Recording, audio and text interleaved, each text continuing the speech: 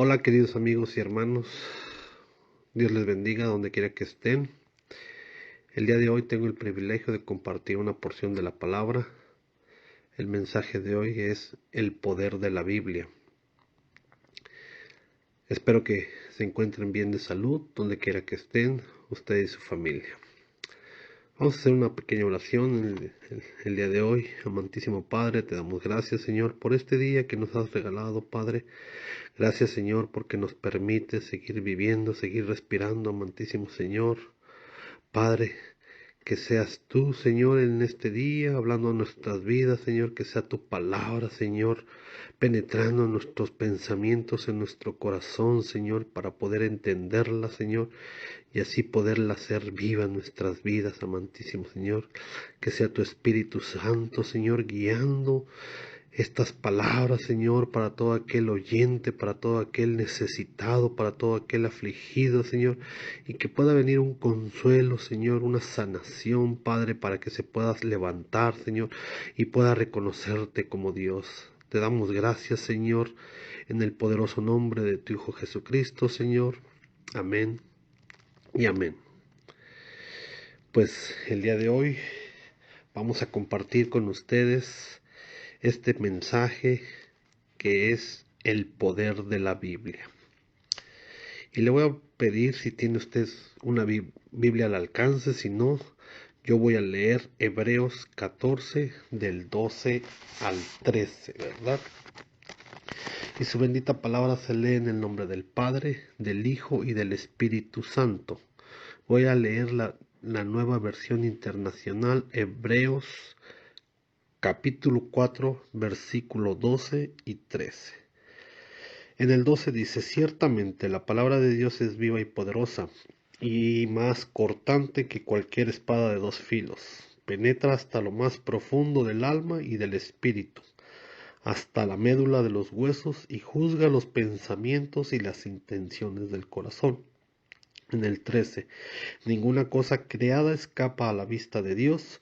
Todo está al descubierto, expuesto a los ojos de aquel a quien hemos de rendir cuentas. Amén y amén. En este día vamos a tocar tres puntos muy importantes, que son: el conocimiento te da poder.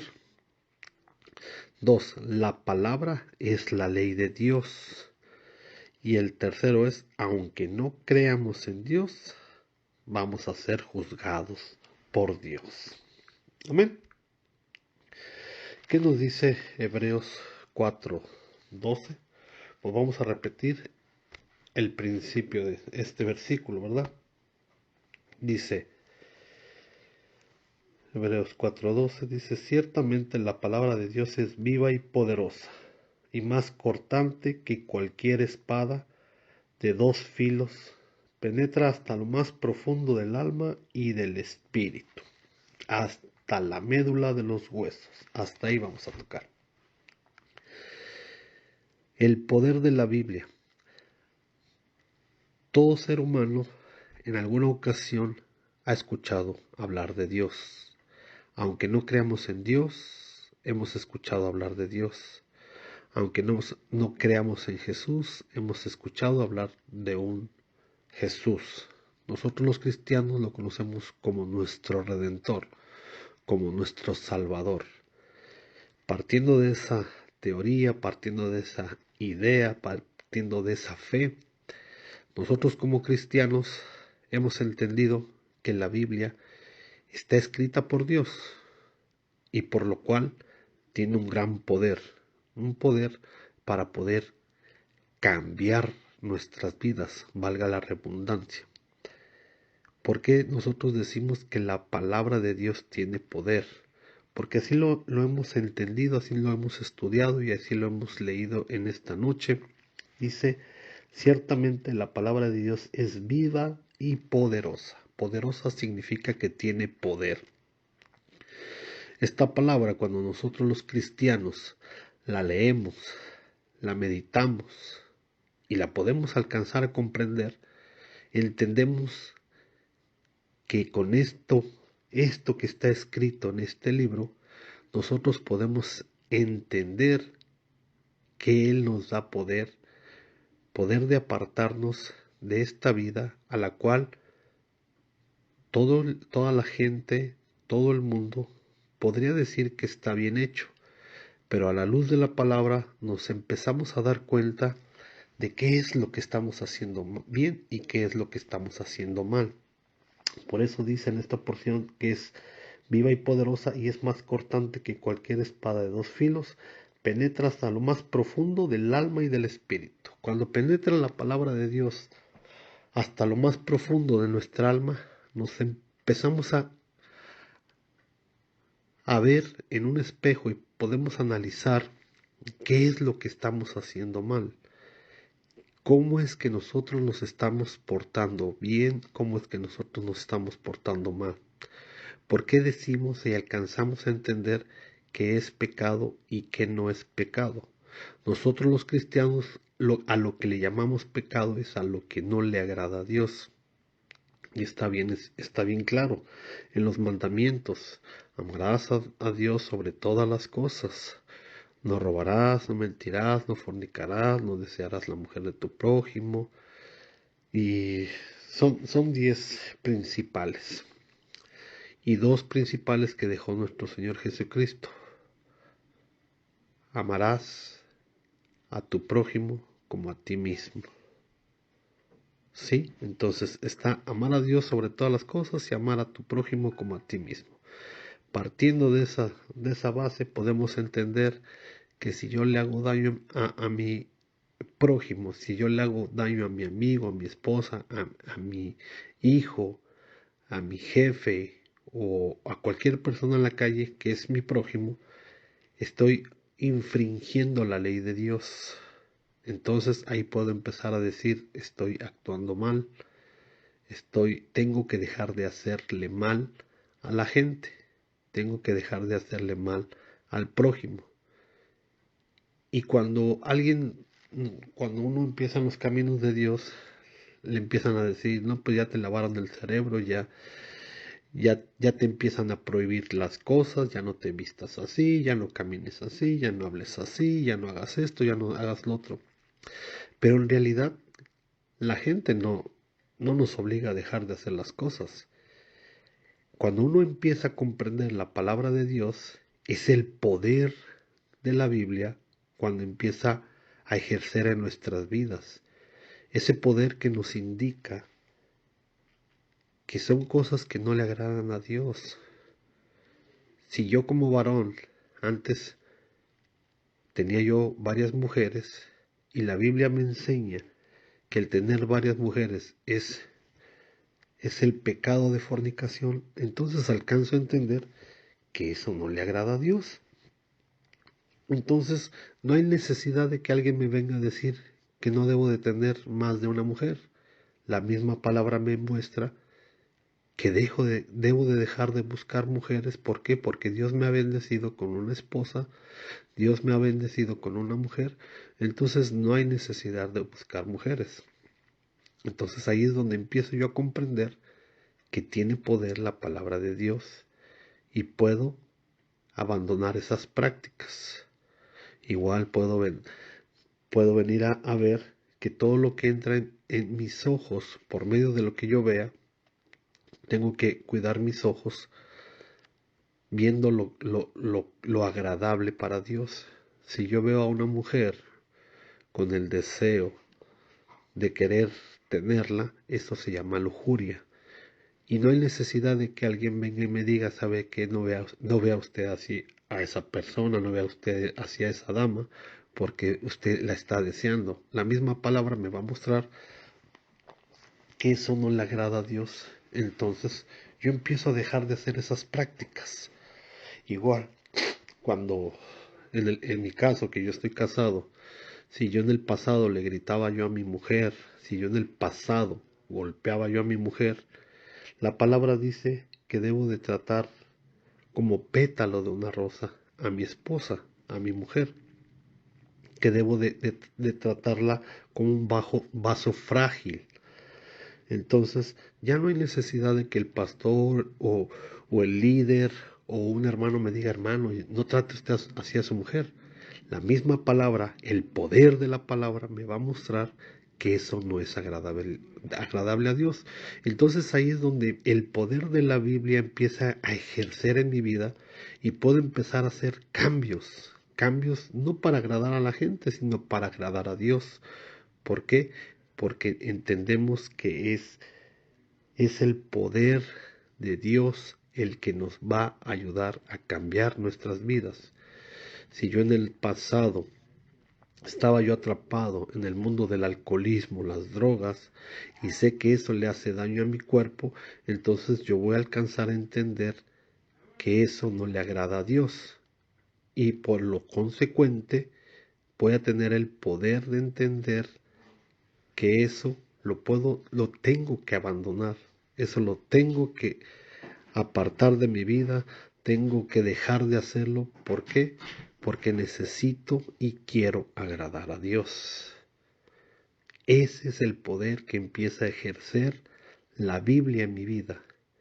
El poder entender que cuando llega hasta lo más profundo de mis pensamientos, a lo más profundo de mi corazón, empieza a sacar todos esos malos pensamientos, todos esos rencores, todos esos malos deseos, empiezan a salir y la palabra de Dios empieza a vivir en mi ser, empieza a vivir en mí. Por eso es que nosotros los cristianos entendemos esa frase que está escrita también aquí en la palabra que dice, ya no vivo yo, mas Cristo vive en mí. Entonces ahí podemos entender el poder que tiene este libro, el poder que tiene la Biblia, que cuando nosotros la entendemos, nosotros podemos empezar a sacar todo lo que nos estorba para agradar a Dios y empezar a permitir que la palabra, que como lo dice aquí, que es viva y tiene poder, pueda empezar a morar en mi corazón, ¿verdad? Porque ya entró hasta lo más profundo del alma y del espíritu. Aquí dice que hasta la médula de los huesos entra la palabra de Dios, ¿verdad? Ahí es cuando en nosotros empezamos a obtener lo que el mundo dice. Hay una frase muy célebre que dice, el conocimiento te da poder. Ese es el poder que nosotros los cristianos proclamamos, ese es el poder que nosotros los cristianos compartimos con el mundo, que ese es el poder que Dios te da para hacer cambiar nuestras vidas. No hay necesidad de que el hombre venga a señalarnos nuestros errores. Es falso que nosotros tengamos el poder de andar señalando, hermano, usted está haciendo esto, hermano, usted está haciendo lo otro, usted no debe de hacer esto. No, no. Ese no es el poder del que habla la Biblia. El poder del que estoy compartiéndoles el día de hoy es el conocimiento que tenemos nosotros para poder apartarnos de esa mala vida, de eso que no le agrada a Dios, no porque no le agrade al mundo, sino porque a Dios no le agrada que nosotros vivamos así, ¿verdad? El segundo punto era, la palabra es la ley de Dios. Toda ley tiene poder, toda ley sirve para juzgar. Hay que saber manejar ese poder que nos da la palabra de Dios. Vuelvo a lo mismo, ese poder no es para andar señalando los errores de los demás, ese poder no es para andar mostrándole a nuestro prójimo qué es lo que está haciendo bien y qué es lo que está haciendo mal. Ese poder lo debemos de tomar y compartir para que ellos puedan comprender lo que se tiene que hacer. Existió un rey, a lo largo de la historia han existido muchos reyes, ¿verdad? Pero la Biblia habla de un rey, este rey se llamó Josafat, y lo vamos a ver en el libro de Crónicas, segunda de Crónicas 17:10. Si tiene usted Biblia a la mano, le pido que me acompañe, y si no, yo se lo voy a leer. Sé que este audio va a ser escuchado, a lo mejor usted va manejando, a lo mejor usted está laborando, a lo mejor usted está con las manos ocupadas o no tiene una Biblia a su alcance, entonces vamos a leerlo, los que tengan Biblia y los que no, yo se las comparto. Dice Segunda de Crónicas 17 y lo voy a leer desde el principio para conocer quién era Josafat y qué es lo que alcanzó a hacer este rey. Dice, el rey Asa lo sucedió en el trono su hijo Josafat, quien se impuso a la fuerza sobre Israel. Colocó tropas en todas las ciudades fortificadas de Judá y guarniciones en el territorio de Judá y en las ciudades de Efraín que su padre Asa había conquistado. El Señor estuvo con Josafat porque siguió el ejemplo inicial de su padre, pues no buscó a los Baales. Los Baales eran los dioses antiguos, sino al Dios de su padre. Obedeció los mandamientos de Dios. Muy importante lo que hizo este rey. Obedeció los mandamientos de Dios y no siguió las prácticas de los israelitas. Los israelitas en ese tiempo ya se habían convertido a los Baales, ya se habían convertido a la idolatría, a adorar otros dioses. Por eso dice que y no siguió las prácticas de los israelitas. En el 5 dice, por eso el Señor afirmó el reino en sus manos. Toda Judá le llevaba regalos, y Josafat llegó a tener muchas riquezas y recibió muchos honores. Anduvo con orgullo en los caminos del Señor, y hasta quitó de Judá los santuarios paganos y las imágenes de la diosa Acera. En el año tercero de su reinado, Josafat envió a sus oficiales Ben-Yalil, Abdías, Zacarías, Natanael y Micaías para que instruyeran a la gente en las ciudades de Judá. Con ellos fueron los levitas Semaías, Netanías, Zebadías, Asael, Semiramot, Jonatán, Adonías, Tobías y Tobodanías, y también los sacerdotes Elisama y Jorán. Llevaron consigo el libro de la ley del Señor para instruir a los habitantes de Judá. Así que recorrieron todas las ciudades de Judá, enseñando al pueblo. Ese es el poder de lo cual habla en esta porción de la palabra. Ese es el poder que da. Es por eso que debemos de analizar cómo manejamos ese poder. Este rey pudo haber hecho lo que los demás hicieron, seguir las tradiciones, seguir como venía haciendo las prácticas los otros reyes, seguir gobernando simplemente para ellos, simplemente para adquirir riquezas. Pero este rey comprendió que tenía que volver a la senda antigua, comprendió que tenía que volver a hacer lo que la ley de Dios mandaba, y era adorarle y honrarle a Dios en todo lo que nosotros hagamos. Entonces, este rey cumplió el mandamiento que miles de años más adelante Jesús nos inculca. Él nos enseña y lo dice en Mateo 28:19. Si lo podemos leer, y si no, yo ahorita se los comparto. Mateo 28:19 dice la bendita palabra de Dios. Mateo 20 dice, y estas son palabras de Jesús: por tanto, vayan y hagan discípulos en todas las naciones, bautizándolos en el nombre del Padre, del Hijo y del Espíritu Santo. Vayan y hagan discípulos en todas las naciones. Esto fue lo que hizo el rey Josafat. Mandó a los gobernadores, a los príncipes y hasta los levitas, que en aquel entonces representaban la iglesia, y les dijo, vayan, y así parafraseando les dijo, vayan y hagan discípulos. Pero aquí está bien claro lo que les dijo, vayan e enseñen, vayan y muéstrenles la palabra de Dios, ¿verdad? Si quieren lo podemos volver a leer, dos, Segunda de Crónicas 17:7. Dice, en el año tercero, en su reinado, Josafat envió a sus oficiales Ben-Jalil, Abdías, Zacarías, Natanael y Micaías para que instruyeran a la gente en las ciudades de Judá.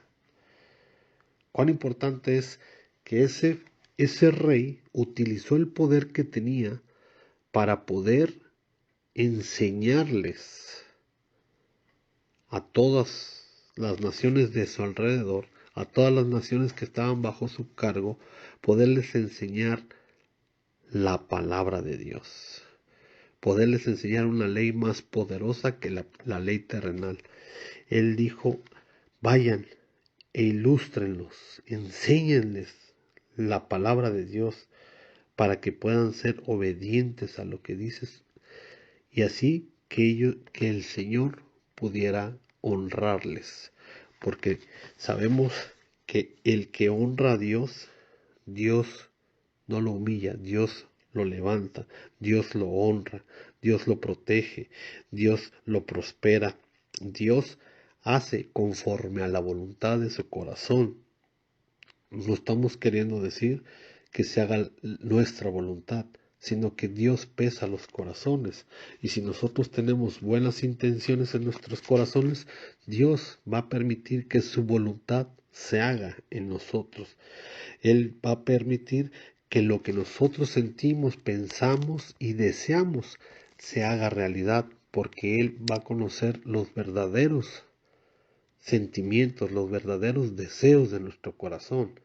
Es por eso que nosotros, los cristianos, en ocasiones podemos hasta decir, Señor, que se haga así, porque el Señor conoce nuestros pensamientos, el Señor conoce nuestras intenciones, entonces por eso es a lo que nos acogemos.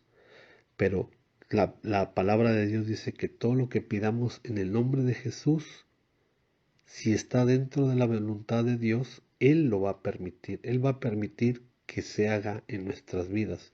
No es que nosotros le estemos mandando a Dios que haga nuestra voluntad, simplemente que cuando uno se vuelve obediente, cuando uno vive esta palabra, cuando uno vive estos mandamientos, nosotros tenemos, se podría decir que nosotros tenemos derecho a recibir algo por estar obedeciendo. Una persona obediente siempre va a recibir buenas contestación, siempre va a recibir buenas dádivas, porque una persona desobediente no se le puede dar buenas dádivas.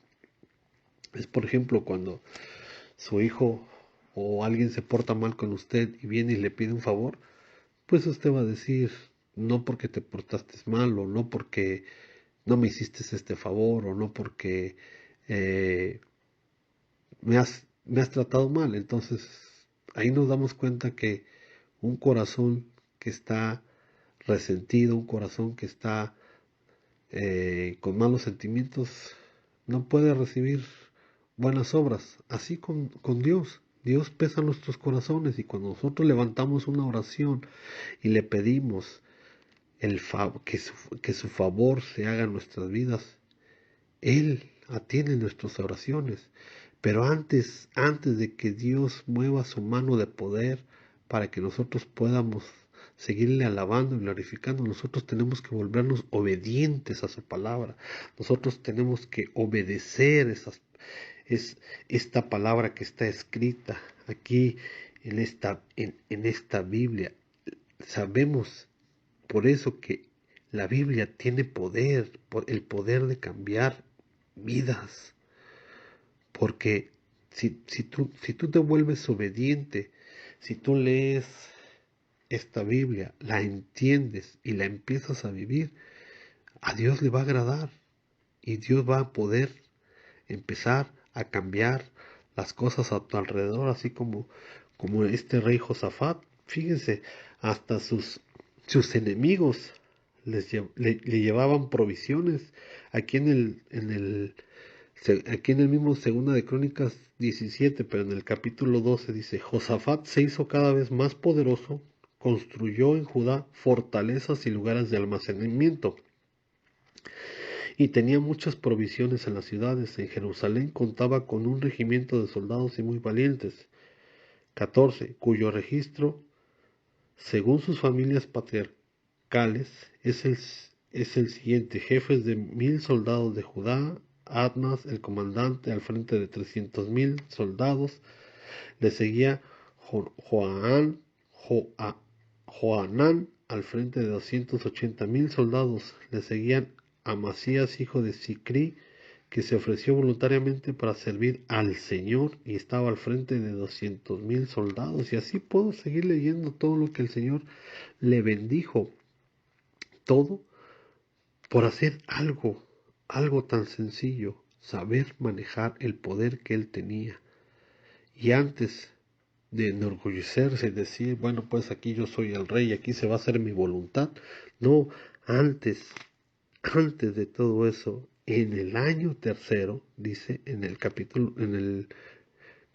17, versículo 7, en el año tercero de su reinado, Josafat envió a sus oficiales Ben Yalil, Abdías, Zacarías, Natanael y Micalas para que instruyeran a la gente en las ciudades de Judá. ¿Qué les estaban instruyendo? Los caminos del Señor. ¿Qué les estaban enseñando? Lo que decía la ley de Dios. Eso es lo que estaba haciendo ese rey con ese poder que había adquirido. Por eso cuán importante es saber manejar el poder que tenemos en nuestras manos. Y ahora nosotros como cristianos podemos expandir el reino de Dios, hacer y cumplir el mandamiento que Jesús nos dejó, ir a todas las naciones y hacer discípulos. Es por eso que nosotros queremos, por medio de este audio, por medio de esta plataforma, poder enseñarles, poder llevar ese mensaje de que lo primero que tenemos que hacer es reconocer a Dios, reconocer que la Biblia tiene poder, reconocer que esta palabra fue escrita por Dios, reconocer que esta palabra puede cambiar nuestras vidas, por muy mal que nos hayamos portado, por muy pecadores que hayamos sido en el pasado y aún en la actualidad. Si nosotros nos arrepentimos, vamos a poder cambiar nuestras vidas. ¿Por qué? Porque no vamos a ser nosotros, sino va a ser la voluntad de Dios en nuestras vidas, porque nos vamos a volver obedientes a su palabra. Y ya para ir culminando, en el punto número 3, dice, aunque no creamos en Dios, todos vamos a ser juzgados por Dios. Es, por ejemplo, la ley terrenal. Es, por ejemplo, la constitución de cualquier país. Nosotros como ciudadanos, sea donde estemos, ya sea que estemos en México, Guatemala, Honduras, Nicaragua, El Salvador, Estados Unidos, Francia, Italia, donde quiera que nos encontremos, cada país tiene una constitución. La constitución es la ley que rige ese país. Pero el hecho que usted viva en ese país y no conozca la ley de ese país, no quiere decir que usted puede ir a andar infringiendo la ley y nadie le va a hacer nada. ¿Por qué? Porque usted no se puede excusar con el argumento de decir, pues es que yo no soy de este país, es que yo no conozco esta ley, es que yo no hablo japonés, yo no hablo inglés, yo no hablo italiano, yo no conozco la ley, así es que a mí no me pueden juzgar porque no conozco la ley. No, aún sin conocer la ley, nosotros vamos a ser juzgados si infringimos la ley. Es como si yo llego y entro en una tienda y pues no llevo Por decir, voy a Italia, entro a una tienda y no llevo la moneda de ese país. Yo llevo mis módicos pesos mexicanos y quiero pagar con esos pesos y que me diga el de la tienda, ¿sabes qué? Pues esta moneda no vale aquí. Bueno, pues si no lo quieres recibir, pues esta es la moneda que yo traigo y yo necesito esto, así es que me lo llevo, ¿no? Y me salgo de la tienda, ¿verdad? Él, sin preocuparse, o a lo mejor se va a preocupar y me va a empezar a gritar, o hasta podría detenerme, o podría agredirme, ¿verdad? Pero en el mejor de los casos, él simplemente no se va a inmutar. Yo, al estar en otro país y al tomar cosas que no me pertenecen, aunque las necesite yo, pero no me pertenecen y no tengo cómo pagarlo, eso se llama robo, aquí y en China. Entonces, el hecho de no conocer la ley no quiere decir que no voy a ser juzgado. Sí voy a ser juzgado.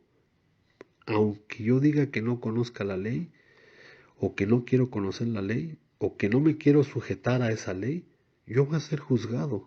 Así lo dice la palabra de Dios en esta porción, Hebreos 4:12 y 13, perdón, y se los voy a volver a leer. Hebreos 4:13 dice, Hebreos, ninguna cosa creada escapa a la vista de Dios. Todo está al descubierto, expuesto a los ojos de aquel a quien hemos de rendir cuentas. Dice, ninguna cosa creada escapa a la vista de Dios, todo está al descubierto, expuesto a los ojos de aquel a quien hemos de rendir cuentas. ¿Y a quién hemos de rendir cuentas? A Dios.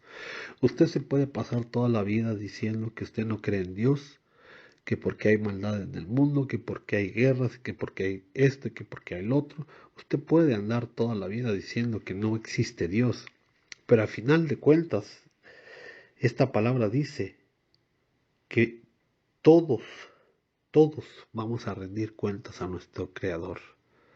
Usted puede, usted puede creerle a los libros de ciencias, usted puede creerle a los libros de historia, que nosotros no pertenecemos a un Dios todopoderoso, que hubo una explosión y ¡pum! Apareció la humanidad, o que hemos evolucionado y descendemos de ciertos animales. Usted puede seguir creyendo eso, pero hay una realidad que es mi obligación compartirla con ustedes.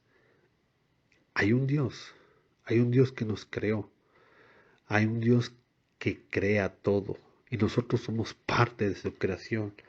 Y ese Dios nos dice en esta ley, en esta su ley, en esta su palabra, dice, ninguna cosa creada escapa a la vista de Dios, todo está al descubierto, expuesto a los ojos de aquel a quien hemos de rendir cuentas. Es por eso que nosotros tenemos la obligación de compartir este mensaje con cada uno de ustedes, aquel que ya ha escuchado este mensaje, no puede llegar el día de su muerte y decir, pues a mí no me compartieron, a mí no me dijeron.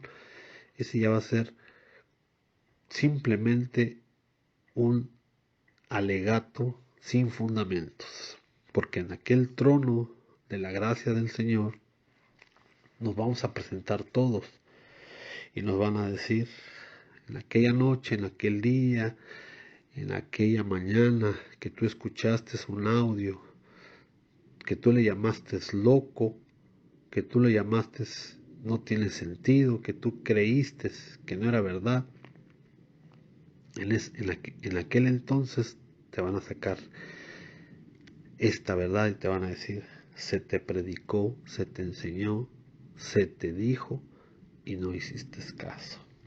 Por eso yo los invito a que puedan tomarse el tiempo para poder leerlo, entenderla y así poder empezar a vivirla.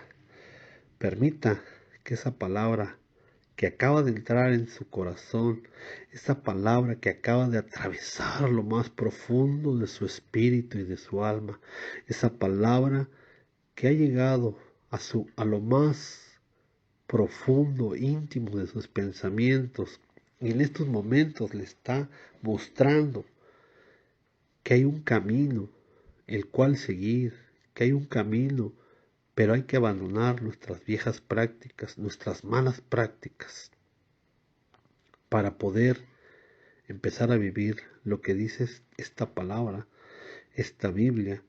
Yo lo invito, cierre sus ojos en este día.